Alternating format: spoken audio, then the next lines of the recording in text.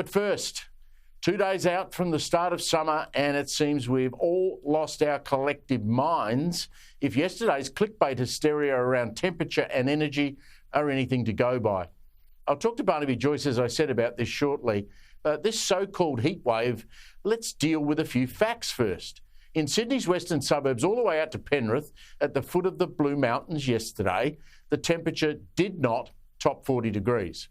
I think Penrith might have gotten to 39 if they were lucky. Now, given it's November, that's not particularly unusual.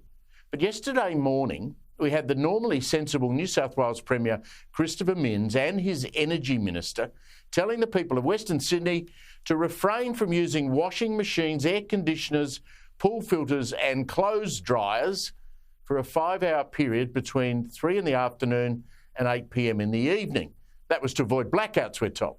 Now, this, folks, is 2024 in Australia's equal biggest city, a population of over 5 million people, on a day when the bulk of the metropolitan area did not record a temperature over 33 degrees. Now, what madness are we slowly sleepwalking into here? In a nation with abundant supplies of coal and gas and uranium, we are deliberately signing a national suicide note to supposedly save the planet from global warming. We are crazy. Let me repeat, 33 degrees. Don't put on your washing machine until it gets dark. This 2 days from summer.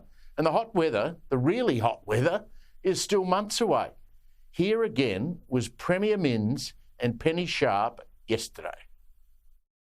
Solar production in the energy market starts to come off from 3 p.m. at exactly the same time as people return home from work. So if you can not run your pool filter, not run your dishwasher, not run your washing machine this afternoon between 3 and 8, you'll help the grid. If you're not in a room, you don't need to have the light on. And if you can do the non-essential electricity use, wait until you use the dishwasher until after 8 tonight. If you can hold on to that washing to do it overnight or do it in the morning, that's what we're asking people to do. Every little bit helps.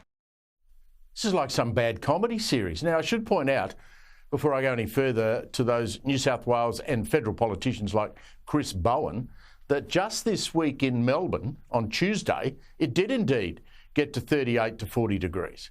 No panicked MPs running around like headless chooks screaming, turn off the coolers, because, I hope you're listening, Chris, at the peak of the heat, Melbourne was relying for 80% of its electricity from, wait for it, brown coal, from the Latrobe Valley, from a coal-fired power station.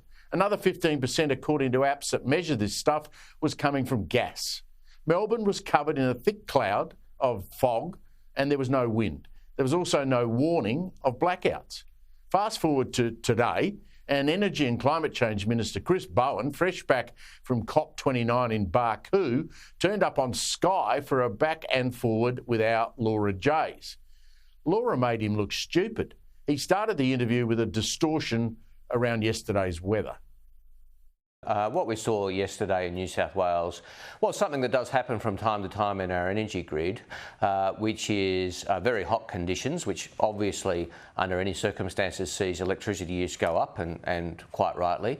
And then we had 5 units of fossil fuels out of action, 3 of which we knew about, 2 of which were breakdowns at very short notice, and that did put pressure on the grid. This is about what I've been saying for some time, Laura, that the biggest threat to reliability in our energy system is coal-fired power stations, which aren't getting any younger.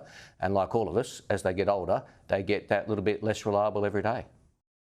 He's blaming the coal-fired power station. It wasn't very hot, Chris. It never got to 40. It could not be classified as hot or a heat wave. Now, Laura, to her credit, pushed him on households being told to turn off those appliances, and he proceeded to educate us all on what the energy regulator does on days like yesterday. There are methods and weapons that AEMO has always had at its disposal, which it has used under governments of all persuasions, like a thing called the RERT, which is where big industrial users who sign up for that program, who know that they're part of that program, can turn down their energy use as part of that arrangement that they have with AEMO, big aluminium smelters and things like that. That is not what That's not what I would call, widespread demand measurement or measures, as you would put them. But it is part of the management that AEMO has always had and will continue to have, that will be put into place on those unusual circumstances where things are a bit tighter than normal. Seriously, a spring day of low 30s temperatures and you're running a business that heavily relies on electricity, and his solution, shut down? Really? But don't worry, if you're watching us in regional Australia, where much of the country lives with 35 degree and above temperatures for the next 4 months every day, the solution, according to him, is on the way. Yes, we're seeing coal-fired power being very unreliable. That means we need to bring on the new investment. Figures I'm releasing today show that this year is a record year, biggest ever on record for renewable energy investment. We've seen more investment in the last quarter than we did in all of last year. We've got a pipeline of investment which is equal in size to 2/3 of our national energy market. So the new investment is coming. Please. Now, Bowen refused point blank to admit Labor's $275 energy price drop promise made back in 2022. Remember, that was a broken promise, and he continues his blind rush to full reliance on renewable energy. The bloke is delusional. The problem, though, for all of us, is it's like telling a half-truth and sticking to it when there comes a time where you can't go back. You're so deep, you dig deeper and deeper and deeper.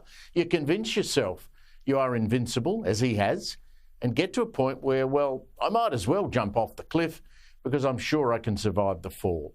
Folks, that's where we are at.